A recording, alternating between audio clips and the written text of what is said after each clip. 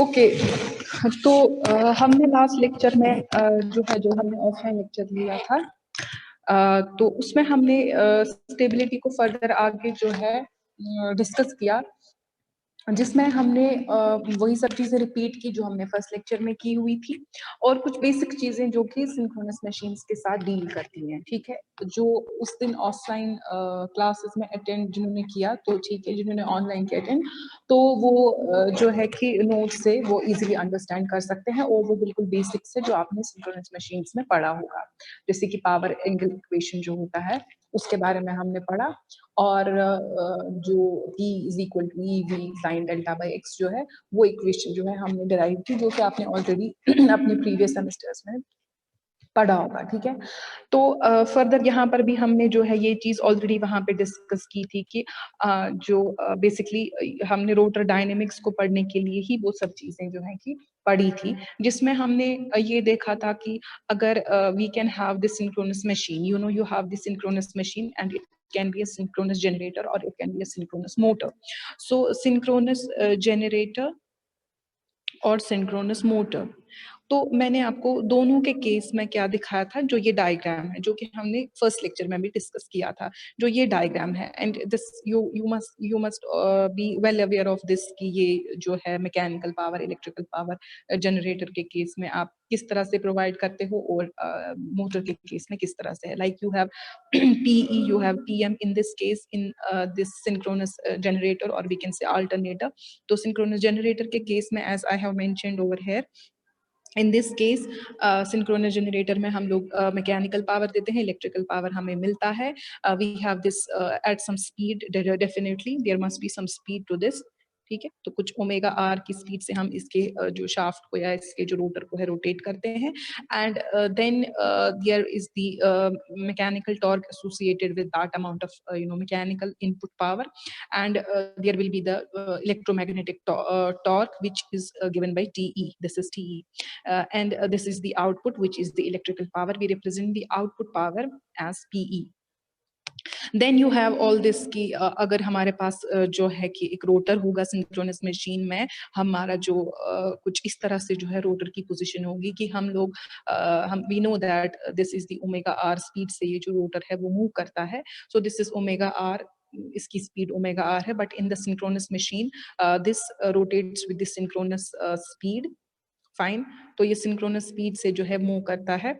तो यहाँ पे जो हमारा ये ओमेगा एस जो है, ये जो डॉटेड लाइन यहाँ पर है, this is the dotted line over here, जो यहाँ पे ये वाली जो लाइन है, this is the dotted line, और जो इसको जो है ये रोटेट करता है ओमेगा एस की स्पीड से, जिसको हम सिंक्रोनसली रोटेटिंग फ्रेम कहते हैं या सिंक्रोनसली रोटेटिंग एक्सीस कहते हैं, ठीक है। सिंक्रोनसली रोटेटिंग एक्सीस, ये हमने पिछले लेक्चर में सारा डिस्कस किया था, ठीक है। तो ये सिंक्रोनसली रोटेटिंग एक्सीस है, it moves with the speed of omega S. Rotating field जो है उसकी एक रोटेटिंग एक्सीस हम लेते हैं, तो ये जो है this is the speed of the rotor which is omega R, and this is a reference axis, एक स्टेशनरी एक्सीस होती है, ठीक है। तो ये हम मशीन में एक एक्सीस लेंगे जिसके रिस्पेक्ट में जो है हम रोटर की जो एक्सीस है उस के साथ क्या क्या एंगल बनाता है सिंक्रोनसली रोटेटिंग एक्सीस और reference axis, that is angle delta which is over here, and angle theta which is between this and this, and delta is between omega r and omega s, जो ये axis जो मैंने यहाँ पे लिखा है rotor की एक्सीस और ये सिंक्रोनसली रोटेटिंग एक्सीस, इनके बीच में डेल्टा एंगल है, और इसकी रोटर के एक्सीस और इस स्टेशनरी एक्सीस के बीच में एंगल थीटा है। देन आई डिस्कस्ड कि ये जो थीटा होगा in this synchronous generator case, in this synchronous generator case, this theta is nothing but this delta plus this angle, जो ये वाला एंगल आपका बनेगा, और ये एंगल क्या होगा, this must be this omega S, क्योंकि ये अगर हम एक रोटेटिंग एक्सीस मान रहे हैं, ये रोटेट कर रही है at some speed which is omega s, so ये इस स्टेशनरी फील्ड के साथ क्या एंगल बनाएगी, omega s into t, because what is this is displacement, so this angle, this ये जो यहाँ पे जो ये डिस्टेंस मतलब है, तो ये एंगल जो होगा ये आप ओमेगा एस इंटू टी से जो है कि because omega S is speed, so this is the displacement over here, और आपका टाइम के साथ इसका क्या एंगल ये बनाता है, so that will be given by omega st. So we will be discussing it again, जो हम आगे ये जो है इसको भी डिस्कस करेंगे, इक्वेशन में हम लिखेंगे, वहां पे हम लिखेंगे this theta is equal to delta plus omega s into t. ठीक है। उसके बाद हम लोगों ने डिस्कस किया था कि इलेक्ट्रिकल एंगल और जो मैकेनिकल डिग्रीज और इलेक्ट्रिकल डिग्रीज के बारे में हमने देखा था, और ये जो है इसकी formula theta E is equal to p/2 theta m, where theta E is the electrical angle and this is the mechanical angle theta m। तो हमने ये ऑलरेडी आपको पता होना चाहिए कि जब भी एक machine, if it's a two pole machine and if it rotates by 360 degree, it will form one EMF cycle. And if it's a four-pole machine, then in that case, this EMF cycle will be like this. So physically तो ये इस case में भी 360 degree rotate करता है और इस case में भी 360 डिग्री रोटेट करता है. But this is for a two-pole case and this is for the four-pole case. So in two-pole case you will be getting again 360 ही है ये, जिसको कि हम 2 pi कहते हैं. और इस केस में क्या है ये, this is 2 pi, this is 4 pi, ठीक है, 1 pi, 2 pi, 3 pi and 4 pi. So this is 4 pi. So in this case जो यहाँ पे, और इसी तरह से जितने आप number of poles increase करोगे, your theta, you know, electrical angle and mechanical angle will vary. So हमने इसको जो है कि इससे रिप्रेजेंट किया, दैट मीन्स कि जब इसका 360 डिग्री एंगल होता है तो ये 4 into 180 करेगा, दैट मीन्स 720 डिग्रीज जो है ये इसका होगा. So that will be almost twice of this. तो इसके लिए फॉर्मूला जो है वो हमने तभी इस फॉर्मूला से हम इसको रिप्रेजेंट करते हैं, इस रिलेशन को. For any number of poles p, your theta electrical will be equal to p/2 of theta mechanical, where in case of two pole machine you have p equal to 2, so this will be 2 divided by 2. So in that case theta e will be equal to theta n for the two pole case. For the four pole case this will be 4 divided by 2, that will be twice of theta m. So in that case theta e is equal to 2 times theta m. तो जो हमने अभी देखा भी कि theta m अगर 360 degree है, for four pole case it will be 2 times theta m, so that will be 720 degrees. ये जो है ये चीज मैंने लास्ट लेक्चर में डिस्कस की थी, और ये आपको वैसे ये बेसिक्स पता होनी चाहिए. उसके बाद मैंने आपको बोला था कि अगर ये एंगल जो है आप इसको इस तरह से थीटा इलेक्ट्रिकल को लिख सकते हो as theta e divided by theta e. तो ये जो इसके रिस्पेक्ट में जो स्पीड होगी उसको हम ओमेगा ई से रिप्रेजेंट करेंगे, which is D theta E bye dt. ठीक, तो इस थीटा ई को आप दोबारा से यही p/2 थीटा एंड सब्स्टिट्यूट करोगे, and what you will gate p/2 of d by dt of theta n. That means कि आपको जो इलेक्ट्रिकल ये जो आप अगर आप इलेक्ट्रिकल डिग्रीज की बात करते हो या जब आप एंगल उस रेस्पेक्ट में लेते हो, तो जो उस टाइम पे स्पीड होगी उनको भी आप इसी तरह से जो है कि रिलेट कर सकते हो. We can relate this on the basis of these angles, electrical angle और जो आपका मैकेनिकल डिग्रीज और इलेक्ट्रिकल डिग्रीज होता है. ठीक है. उसके बाद हम बात करते हैं कि अगर सपोज हमारे पास जो हमें पता है कि जो आपका ये होता है क्या कहते हैं इसको, आपके पास जो यहाँ पे जो आपको लीनियर मोशन होती है, काइनेटिक एनर्जी अगर हम देखेंगे for linear motion, that is 1/2 of mv square. ठीक है. So this is 1/2 of mv square, and for rotational motion जो काइनेटिक एनर्जी होती है वो होगी 1/2 of I omega r square. ये सब बेसिक से आपको पता होगा कि जब हम रोटेशनल मोशन देते हैं तो उस केस में काइनेटिक एनर्जी को इन टर्म्स में रिप्रेजेंट करते हो, और लीनियर मोशन के लिए आप इनको 1/2 of mv स्क्वायर से रिप्रेजेंट करते हो. So where I is moment of inertia and omega r, in our case for the synchronous machine it is the speed of the rotor. So it is measured in megajoules. So if we will see कि यहाँ पे kinetic energy megajoules में हम generally लेते हैं, so we will be seeing what will be the unit of r. Knowing the unit of r, omega r जो कि this is the speed of this rotor. So it can be in any terms. ये आप electrical degrees में भी ले सकते हो, ठीक है, electrical degrees per second या mechanical degrees per second, या in terms of जो आपकी होती है इलेक्ट्रिकल रेडियंस. ठीक है, क्योंकि आप इनको रेडियंस में भी ले सकते हो, आप इसको रेडियंस में भी ले सकते हो, आप इसको जो है कि डिग्रीज में भी ले सकते हो, एंड ऑल्सो इन मैकेनिकल और in electrical terms. So we will be having this as this omega R जो है आपका स्पीड ऑफ रोटर है, जिसको आप एंगुलर स्पीड भी कहते हैं. So this is omega R जो आपका है, ये क्या हो जाता है, ये आपका यहाँ पे ये मैंने आपको बोला कि जनरली हम इसको किन टर्म्स में लेते हैं, इलेक्ट्रिकल डिग्री पर सेकेंड में ही आपको ज्यादा जो है ये जनरलाइज, मतलब इसका जो यूनिट होगा वो ज्यादातर हम इलेक्ट्रिकल डिग्री पर सेकेंड ही लेते हैं, स्पीड ऑफ दिस रोटर. ठीक है.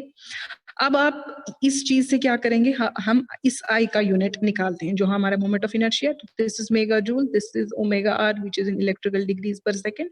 सो we will be seeing what will be the unit of this I. So the unit of I is, you can do this, और इसमें जो है इसका यूनिट जो होगा this is mega joule second square per electrical degree square. ठीक है, I जो है mega joule divided by omega are का जो यूनिट है दैट इज इलेक्ट्रिकल डिग्री पर सेकंड स्क्वायर. ठीक है, तो पर सेकंड ऊपर गया तो this is mega joule second square. ठीक है, ये सब आपको तो क्लियरली समझ आ जाएगा.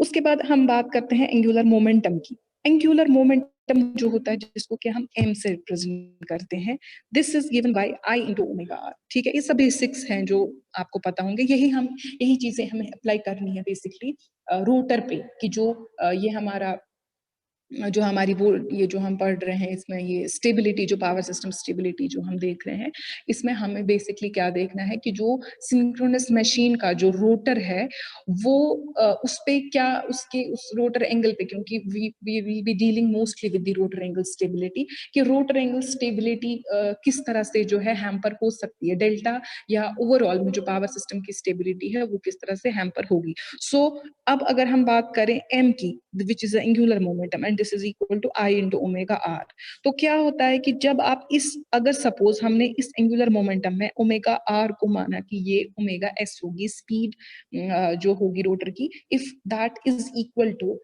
Omega S, that is the synchronous speed, तो आप इस m को इनर्शिया कांस्टेंट कहते हो. So m is the inertia constant. So when this omega r is synchronous speed, then this m is termed as inertia constant. ठीक है, तो this inertia constant यानी कि ये m जो है this will be represented as m is equal to I into omega s.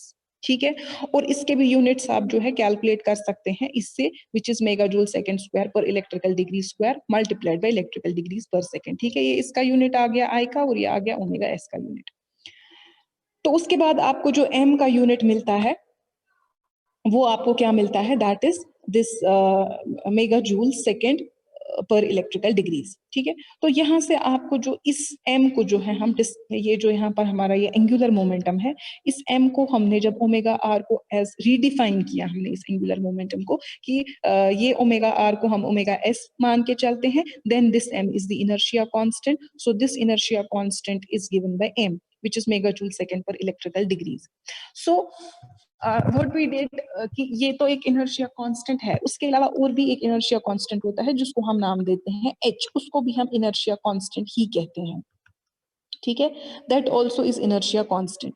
तो ये जो इनर्शिया कांस्टेंट है h, ये भी यही इनर्शिया कांस्टेंट है, लेकिन इसमें क्या है मसला कि जो ये m है इसको हम basically this is the angular momentum. This m is not an inertia constant. In reality this is the angular momentum, but we are assuming that if our omega r is equal to omega s, then we say that this is the inertia constant. But actual में ये जो omega r यानी कि जो rotor की speed है वो किसी भी पॉइंट पे चेंज हो सकती है. So we are not properly defining this inertia constant. We are not properly defining this m. तो इसका बेसिकली जो है ये m जो होगा ये एंगुलर मोमेंटम है, और ये डिफरेंट मशीन्स का डिफरेंट हो सकता है और ये वेरी कर सकता है, क्योंकि यहाँ पे हमारा जो सबसे बड़ा ये मसला है कि ये बेसिकली एंगुलर मोमेंटम है और ओमेगा आर जो है which is the speed of the rotor, but we are writing this m as we are redefining this m as 1 I into omega s. And what is omega s? Omega s is the synchronous speed. So what we did, इसमें जो है कुछ errors या कुछ मतलब ये मतलब कम करने के लिए या इसको ओवरकम करने के लिए एक प्रॉपर डेफिनेशन हम इनर्शिया कांस्टेंट की डिफाइन करते हैं, और वो है h को भी हम इनर्शिया कांस्टेंट ही कहते हैं. ठीक है, h को जब हम इनर्शिया कांस्टेंट कहते हैं, so we are properly defining this h as, this is defined as the megajoule of stored energy of the machine at synchronous speed to the rated MVA of the machine. This is the definition of h. The definition of h is this, कि megajoule of stored energy at synchronous speed, क्योंकि this synchronous machine is rotating at some speed which is the generally जब ये इसका stable operation होगा तो ये synchronous speed ही होगी. तो ये जब ये synchronous machine जब rotate करती है तो जो इसकी energy है at that synchronous speed, तो क्योंकि जब rotate करेगी obviously इसमें kinetic energy store होगी, so that kinetic energy at synchronous speed O divided by this MVA rating of the machine, ठीक है, जो भी आपकी MVA रेटिंग मतलब जो भी उसकी 3 फेज रेटिंग होगी मशीन की, तो उसको हम G से रिप्रेजेंट करते हैं इस MVA रेटिंग को. So this H is defined as kinetic energy at synchronous speed divided by G, where G is the MVA rating of the machine. So H जो है यहाँ पे, इसको हम basically inertia constant, proper inertia constant जो है हम लोग इस H को कहते हैं, क्योंकि इसकी जो डेफिनेशन है आपको किसी भी टाइम पे जो है चेंज नहीं होगी. जबकि अगर स्पीड ओमेगा आर से ओमेगा एस से ओमेगा आर कभी भी चेंज हो सकती है, तो we will not basically at that point of time हम प्रॉपरली M को उस इंस्टेंट पे डिफाइन नहीं कर पा रहे होंगे फिर, क्योंकि उस टाइम पे फिर ओमेगा आर जो है वो कुछ और होगा, that will not be synchronous speed. Suppose जो भी मैंने आपको बोला कि कोई डिस्टर्बेंसेस होती रहती है सिस्टम में, तो उसकी वजह से omega R is not equal to omega S, it is changing, ये किसी और स्पीड से उस पॉइंट पे चलता है, कभी डिसेलरेट होता है, कभी एक्सेलरेट हो जाता है rotor. So accordingly it can have the speeds greater than omega S and lesser than omega S at any point of time whenever the system is perturbed, whenever the system is subjected to disturbances. So this inertia constant is in a better way defined in terms of these two things, that is the kinetic energy at synchronous speed to that of the 3-phase rating of the machine. So अब ये जो H और M के बीच में relation है, इसको जो है हम देखते हैं कि अगर हम M और H को जो है रिलेट कर सकते हैं कि नहीं. So there is a relationship which is basically between this H which is the this which is also the inertia constant जिस तरह से कि M है, but we will be defining it properly. तो काइनेटिक एनर्जी जो है eight synchronous speed अब आपको निकलेगी, अब इसको क्रॉस मल्टीप्लाई करेंगे, you will get this kinetic energy at synchronous speed. So जो मैंने यहाँ पे लिखा है, this kinetic energy at synchronous speed is equal to GH. So this kinetic energy जो होती है, we know this is 1/2 of I omega S square because this is at synchronous speed. Then G into H. फिर further इसको हम simplification करते हैं, इससे I into omega S ले लेते हैं और हम इसको M से डिफाइन करते हैं, क्योंकि हम ये सारा जो है सिंक्रोनस स्पीड ले रहे हैं. And then we will be writing this 1/2 of M into omega S is equal to GH. Further इसको सॉल्व करके जो है आपको M जो है फाइनली आता है इसका value GH divided by pi F. ठीक है, सिंप्लीफिकेशन यहाँ पे जस्ट आपने इसको जो है एज 2 पाई F लिया है. So this M is what? This M is GH divided by product of G into H divided by pi F. And its unit is वही जो हमने अभी पीछे डिराइव करके देखा था, मेगा जूल सेकंड पर इलेक्ट्रिकल रेडियंस, और जो भी आप इसका यूनिट देना चाहोगे. ठीक है, तो यहाँ पे जो M है और G है, H है, ये और पाई F which is the frequency, F is the frequency, तो इसको हमने रिलेट किया है, क्योंकि यहाँ पर हम इसको पाई की टर्म्स में ले रहे हैं. यहाँ पे जो ये है हमने रेडियंस इसलिए लिया क्योंकि ये जो है यहाँ पे हमने इसको पाई में डिफाइन किया. अगर हम इसको एज 180 डिग्री डिफाइन करेंगे तो हम आगे जो उसका यूनिट लिखेंगे वो हम फिर डिग्रीज में ले लेंगे. ठीक है, so if this pi is replaced by 180 we will be writing here electrical degrees. Then M per unit जो है, अगर हम इसकी पर यूनिट, मैम आप एक सेकंड पीछे पेज लीजिए. बोलो मैम. आपने ओमेगा एस को किससे आपने रिप्लेस किया? एस को ओमेगा एस कहाँ पे? ये यहाँ पर M से आई ओमेगा एस को. Yes ma'am. कहाँ पे एस है? यहाँ पे ये अच्छा ये ओमेगा एस जो है ये आपका क्या है? ये ओमेगा एस जो है, ओमेगा जो है आपका, दिस इज 2 पाई F. ठीक है, तो you have GH divided by omega s. So omega S क्या है? ये ऐसे है ना, ये बेसिकली इसके सबस्क्रिप्ट में है, ये ऐसे है, this is this. So this is equal to GH divided by 2 pi F. ये ऑलरेडी यहाँ 2 भी था, so this 2 and this 2 will go, you will be having GH divided by pi F. फिर आप इसके यूनिट्स देते हो, तो मैंने आपको यूनिट्स का बोला कि अगर पाई आप रेडियंस, क्योंकि पाई implies radians, so we will be writing its unit in terms of electrical radians, and if we write it in terms of degrees, तो हम फिर वहां पे 180 लिखेंगे. ये वाला जो यहाँ पे था, ये ओमेगा एस को मैंने 2 पाई F से रिप्लेस किया, देन पाई F, और फिर यहाँ पे इलेक्ट्रिकल रेडियंस लिया. तो इस चीज को हम फर्दर जो है यहाँ पे एज 180 भी लिख सकते हैं, और तब हम इसको एज डिग्रीज लेंगे. ठीक है, अब अगर हम इसको इस M को इन टर्म्स ऑफ पर यूनिट लेते हैं, तो हम इसको ऑब्वियसली जो हमारा G है हम इसको इसकी जो पर यूनिट वैल्यू कैसे लेंगे, हम इस जी से इसको डिवाइड करते हैं, तो we will be getting this m in terms of per unit. ठीक है, तो ये पर यूनिट की टर्म्स में हमें मिलेगा, तो हम बेसिकली इसको डिवाइड करेंगे यहाँ पे जी से। तो यहाँ पे इसके बाद ये जो वैल्यू, ये जो m आता है इन terms of per unit, this will B h divided by 180 f, और ये जो यूनिट्स होंगे आपके, ये होंगे second square per electrical degrees. ठीक है, आप इस को जो यहाँ पे जो आपका ये g है, ये आपका MVA होता है, तो उसी हिसाब से जब आप इसको सॉल्व करोगे, यू विल सी कि ये जो है second square per electrical degrees आता है। ठीक है, दिस इज पावर।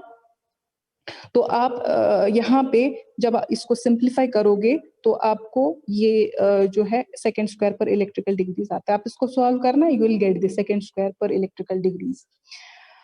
ठीक है, क्योंकि हम लोग इसको डिवाइड करते हैं जी से, विच is basically in terms of MVA, तो यहाँ पे ये मेगा जूल है, तो ये जब इसको डिवाइड करोगे आप, तो आपकी this is energy, this is power, so there will be T, तो वो टी स्क्वायर हो जाएगा यहाँ पे, जो कि सेकंड स्क्वायर बनता है। ठीक है, so then moving on to the next thing, that is m per unit, जो है अब आपको फाइनली अगर आप डिग्रीज में लेना चाहोगे, तो यू शुड रिमेम्बर दिस कि जब भी आप डिग्रीज में इसको ले लोगे, तो डिग्रीज में आप इसको जो है कि डिग्रीज में आप इसको 180 में रखना नीचे, और अगर आप इसको रेडियंस में ले रहे हो, तो keep that in terms of पाई।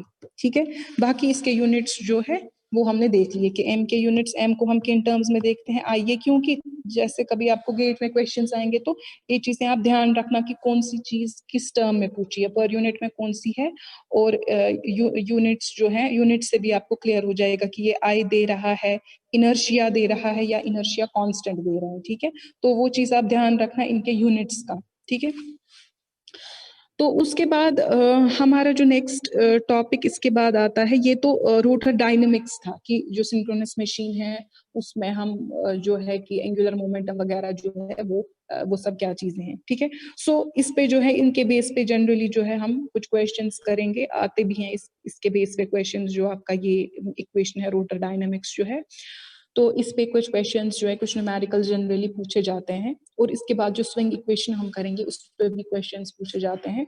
तो यहाँ पे जो है अब हम नेक्स्ट टॉपिक जो है हमारा स्विंग इक्वेशन, वो देखते हैं। तो स्विंग इक्वेशन जो है वो क्या चीज है, कि हम लोग देखेंगे, जैसे कि मैंने आपको वही चीज बताई कि यहाँ पे जैसे अब सेम हम वही ले रहे हैं, वही सब कंडीशंस ले रहे हैं। We have this synchronous generator, this is a synchronous generator, and you have this rotor rotating with the speed of omega r. Synchronous speed होगी तो omega r will definitely be equal to omega s. So there is some angle between these two axes, that is delta. ये हमेशा रहेगी, इतना angle रहेगा इनके बीच में कुछ ना कुछ, जब भी मशीन स्टेबल ऑपरेशन में होगी, whenever the machine is stable. Then there is the reference axis जो कि स्टेशनरी एक्सीस है। तो हम लोग क्या करेंगे, बेसिकली स्विंग इक्वेशन को डिराइव करेंगे यहाँ पे। तो कैसे डिराइव करते हैं, we know that this mechanical torque and this electrical torque, TM and TE of this machine, तो इनका जो डिफरेंस होगा, whenever there is imbalance between these two things, there will be net acceleration or deceleration. जब ये एक दूसरे को balance करेंगे, और इन टर्म्स ऑफ पावर भी हम कहते हैं, जब एक दूसरे को बैलेंस करेंगे, तो आपका जो है नेट टॉर्क जो होगा वो 0 होगा, और मशीन एक अपनी पोजीशन को मेंटेन करेगी। तो we will be multiplying on both sides by this omega r. So this is TA into omega r, and we will be multiplying this omega r to this torque equation.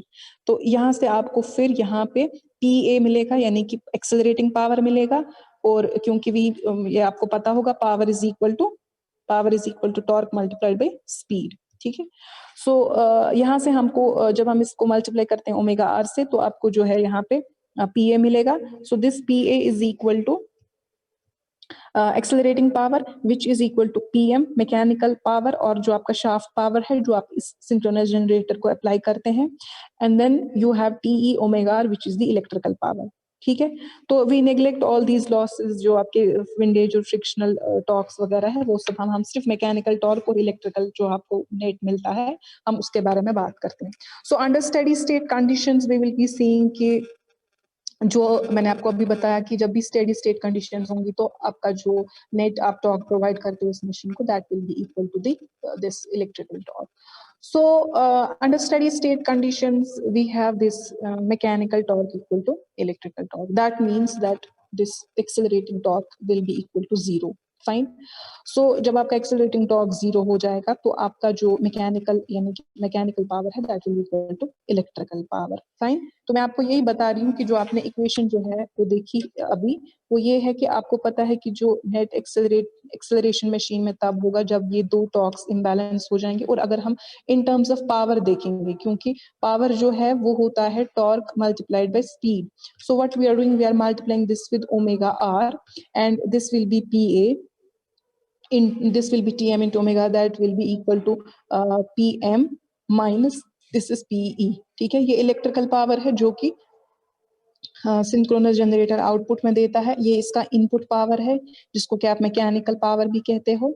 ठीक है, and this is the accelerating power. जब भी stable conditions होंगी this should be equal to 0. जब ये 0 नहीं होगा तो आपकी स्टेबल कंडीशंस नहीं हो सकती हैं. दैट मींस मशीन का सिंक्रोनिज्म मतलब अभी जो है कि मतलब जो आपका रोटर है उसकी स्पीड ओमेगा एस, अगर उसकी स्पीड उस टाइम पे मतलब नहीं होगी, क्योंकि जब भी हमारा ये कंडीशन जो है पीएम और पीई का बराबर नहीं होगा, नेट एक्सेलरेटिंग पावर होगा, तो जो रोटर है वो या तो एक्सेलरेट होगा या डिसेलरेट होगा depending upon the changes in this PM and PE.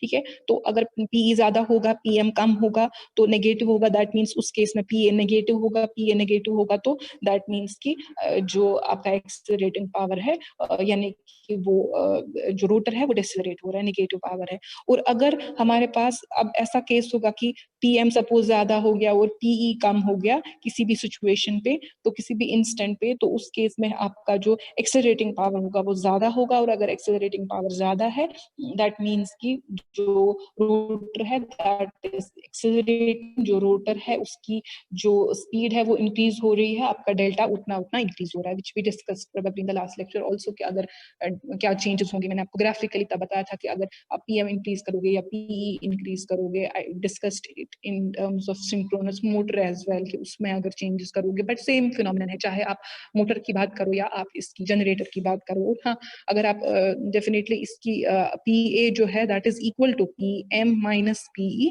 This is in case of synchronous generator, but in case of synchronous motor you have PA accelerating power will be equal to PE minus PM, क्योंकि ये उसका input होता है और ये इसका output होता है PM. सो यू शुड ये कभी हो सकता है कि क्वेश्चन में आपको सिंक्रोनस मोटर के बारे में कुछ चीज पूछी जाए, तो just keep it in mind कि at that point of time accelerating power is PE minus PM, क्योंकि आप गलती से ये इक्वेशन लगाओगे और प्लस माइनस हो जाएगा, आप एक्सेलरेशन के बजाय डिसेलरेशन जो है वहां पे समझने लगोगे कि यहाँ पे एक्सेलरेशन हो रहा है बट एक्चुअल में डिसेलरेशन हो रहा होगा. So these things should be kept in mind कि PA जो है accelerating power in case of synchronous generator it is PM minus PE and in case of synchronous motor PE minus PM. ठीक है, so you know, but ये जब हम generator पढ़ रहे हैं तो मे बी कभी मोटर का पूछा जाएगा तो हम लोग उस टाइम पे वो चीज कर सकते हैं.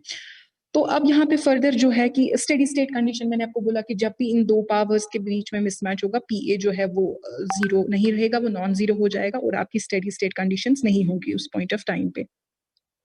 Now this accelerating power जो PA है this is equal to we can represent this PA as TA into omega r. ठीक है, तो अब जो ये TA है यानी कि जो आपका नेट ये जो accelerating torque है आपका, this is equal to I into omega which is I into alpha. Alpha is the angular acceleration. ठीक, rate of change of angular speed जो है आपका d omega by dt जो है you represent that by alpha.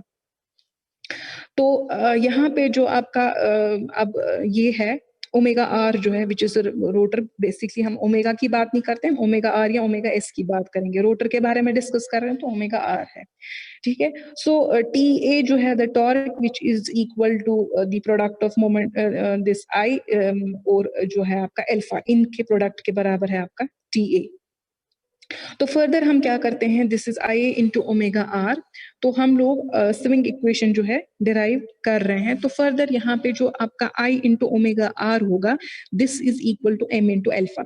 ठीक है, I omega R और alpha हमने क्या किया पिछली इक्वेशन में, हमने पिछली इक्वेशन में पी ए को आई इंटू एल्फा लिखा और फिर ओमेगा आर मल्टीप्लाई है। तो फिर हम क्या करते हैं, इस आई को, जो आपका यहाँ पे ये आई है, this I and this omega R, ठीक है, ये आपको पता है ये किसके बराबर है, आई और स्पीड जो है, और अल्फा को जो है हम अलग करते हैं इससे। तो आई इंटू ओमेगा आर जो है हमारा, क्योंकि मैंने आपको ये पहले ही बताया, ये हमारा क्या होता है, एंगुलर मोमेंटम, और अगर ओमेगा आर ओमेगा एस होगी तो it's inertia constant. So P A is equal to M into alpha, ठीक। तो उसके बाद जो यहाँ से आपको ये पी ए यानी कि एक्सेलरेटिंग पावर जो मिलता है आपका M into alpha, so we can just have this equation and then इसके बाद हम लोग इस इक्वेशन को कुछ नाम, ये नाम एक जो है कोई इक्वेशन नाम देते हैं, एंड फर्दर हम क्या करते हैं इसके बाद थीटा जो है, मैंने आपको भी बताया कि उसको हम लिख सकते हैं as omega S T plus delta. What is theta? Theta is the angle between the stationary axis and the axis of the rotor, ठीक है। और यहाँ पे ये जो मैंने आपको डायग्राम बताई थी, इस डायग्राम के अकॉर्डिंग यहाँ पे जो है हमारा थीटा जो है that is between this and this, ठीक है। तो यहाँ पे थीटा जो है this is equal to omega S T plus this delta, ठीक है। इस पूरे एंगल को आप ये एंगल प्लस ये एंगल लिख रहे हो और कुछ नहीं लिख रहे हैं। तो finally we get this here, यहाँ पे हमें क्या मिला, हाँ यहाँ पूछे omega S T plus delta. तो अब ये जो थीटा है इसको हम डिफरेंशिएट करते हैं विद रिस्पेक्ट टू टी। तो जब हम इस थीटा को डिफरेंशिएट करेंगे with respect to T, that becomes our speed which is omega R, that is the speed of the rotor, and this will be equal to D by D T of this equation, that is omega S T plus delta, ठीक है। तो ये further हम जब लिखते हैं आगे omega S T plus delta, इसको डिफरेंशिएट किया तो यहाँ से आपका ओमेगा आर क्या आता है, omega S plus D delta by D T. यानी कि जो आपका ये इक्वेशन है, ये भी एक इंपॉर्टेंट इक्वेशन आप लिख सकते हो कि ये भी एक जो है ये इक्वेशन भी आगे जो है आपको यूज होगा जब हम इक्वल एरिया क्राइटेरियन पढ़ेंगे, this will be use there. So यहाँ पे जो है ये जो ओमेगा आर है, यानी कि जो स्पीड ऑफ रोटर है और जो आपका सिंक्रोनस स्पीड है, दिस इज अगर आप देखोगे कि this omega R minus omega S is equal to D delta by D T, क्योंकि हमें पता है कि जो बेसिक मतलब जो नॉर्मल ऑपरेटिंग कंडीशंस होती है उसमें अगर ये ओमेगा एस है और रोटर भी हमारा ओमेगा एस की स्पीड से ही चलेगा, ठीक है ना। ओमेगा आर हमें उस कंडीशन में ओमेगा एस ही होता है जब एक इक्विलिब्रियम कंडीशन होती है, लेकिन जब भी कुछ इस तरह की पर्टर्बेशंस, कुछ तरह के डिस्टर्बेंसेस सिस्टम में ऑकर होते हैं तो ये चेंज हो जाती है ये स्पीड, क्योंकि रोटर हमारा एक्सेलरेट या डिसेलरेट हो जाता है और अकॉर्डिंगली आपका डेल्टा जो होगा इनके बीच में एंगल वो भी चेंज हो जाता है, ठीक है। तो जब भी that means omega R and omega S, क्योंकि ओमेगा एस क्या है, वो एक रेफरेंस तो है but that is also moving with some speed and that is omega S speed. तो इनके बीच में जो है अगर हम नॉर्मल ऑपरेटिंग कंडीशन देखेंगे, एक हमेशा एक एंगल जो होगा वो डेल्टा सेम मतलब वो ऑकर होगा, दैट मींस इनके बीच में नॉर्मल ऑपरेटिंग कंडीशन में इनकी जो रिलेटिव स्पीड होती है वो जीरो होगी। और जब भी नॉर्मल ऑपरेटिंग कंडीशन से यानी कि उस ऑपरेटिंग पॉइंट से कुछ डिस्टर्बेंसेस ऑकर होंगी और वो सिस्टम उस ऑपरेटिंग पॉइंट से हट जाएगा, तो ओमेगा आर और ओमेगा एस की जो स्पीड्स जो इनके बीच में जो डिफरेंस होगा that will not be zero. तो उस केस में यानी कि आपका जो D delta by D T होगा वो जीरो नहीं होगा। दैट मीन्स कि जब भी आपकी स्टेबल स्टेट होगी आपका d delta by D t zero होगा। This you should keep in mind. ये हम आगे भी फर्दर और भी पढ़ेंगे। तो यहाँ पे जो ये इक्वेशन आ गई तो इस वजह से आप इसको ये जो है कि याद रखना। तो फर्दर अभी हम स्विंग इक्वेशन कर रहे हैं तो we will continue with that first. तो अब यहाँ पे इस ओमेगा आर को जो है हम फर्दर अगर डिफरेंशिएट करते हैं तो we will get angular acceleration, ठीक है। पहले हमें थीटा था, थीटा से हमने D theta by D T किया, यानी कि हमें जो है कि एक स्पीड मिली इसकी। उसके बाद हम फर्दर इसको डिफरेंशिएट करते हैं, we will get the angular acceleration and angular acceleration is given by alpha. So this alpha which is nothing but D omega R by dt और which is also equal to d square theta by dt square, this will be equal to the differentiation of this equation, ठीक है। तो इस equation का zero ये आ जाएगा zero plus D square delta by D t square. तो यहाँ पे जो है हमें ये जो एंगुलर एक्सेलरेशन मिली वो हमें मिली d square delta by D t square. So substituting this d square delta by D t square और d square theta by D t square in R P A, this first equation. तो इस P A में हमारे पास M है ही, ठीक है। तो ये एम जो है हमने यहाँ से लिया एम और अल्फा की जगह हम क्या सब्स्टिट्यूट कर रहे हैं, जो हमें ये मिला d square delta by D t square, और in other words you can put it like this as well. So but this equation, ये जो है हमारा डेल्टा, क्योंकि हमारा जो है ये लोड एंगल या जिसको हम टॉर्क एंगल कहते हैं, जिसको हम पावर एंगल कहते हैं, तो this is of importance. So we are expressing this accelerating power as m into d square delta by dt square। तो नॉर्मल ऑपरेटिंग कंडीशन में जो स्पीड होती है वो सिंक्रोनस स्पीड होती है। Eight that point this m is inertia constant definitely, and this swing equation is here defined as, this equation is defined as here. So what is the swing equation? This swing equation is the differential equation which describes the relative motion of this delta। ठीक है, delta तो है, लेकिन ये delta किसके respect में है?